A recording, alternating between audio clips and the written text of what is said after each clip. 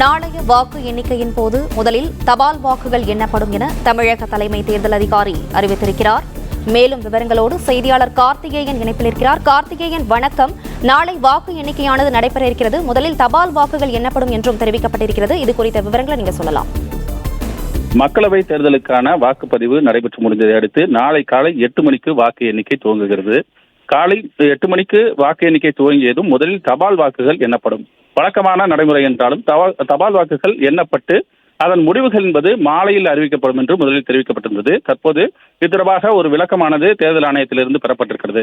அந்த அடிப்படையில் தபால் வாக்குகள் எண்ணப்பட்டு முடிக்கப்பட்டவுடன் அதற்கான அறிவிப்பானது வெளியிடப்படும். அதாவது ஒரு வடசென்னை தொகுதி என்றால் அதில் 3500 வாக்குகள் பதிவாகி இருக்கிறது தபால் வாக்குகள் என்றால் அந்த 3500 வாக்குகள் எண்ணி முடிக்கப்பட்ட பின்னர் அதற்கான அறிவிப்பு எந்தெந்த வேட்பாளர் எவ்வளவு வாக்குகள் வாங்கியிருக்கிறார் என்ற அந்த விவரங்களானது அங்க இருக்கக்கூடிய பலகையில் எழுதப்படும். அதன் பின்னர் வழக்கமாக எண்ணக்கூடிய அந்த இவிஎம் மிஷின்கள் வழக்கமாக அந்த எண்ணக்கூடிய அந்த பணிகளானது 8:30 மணியிலிருந்து துவங்கும். அதாவது முதல் அரை மணி நேரம் என்பது தபால் வாக்குகள் அடுக்குவதற்கு மற்றும் அதனை கண்காணிக்க போன்ற பணிகளை மேற்கொள்ள காரணத்தினால் அதன் பின்னர் அதாவது 8:30 மணியிலிருந்து இவிஎம் மிஷின் எனப்படக்கூடிய அந்த மின்னணு வாக்குப்பதிவு இயந்திரத்தில் பதிவான வாக்குகளானது எண்ணும் பணிகளானது துவங்கும்.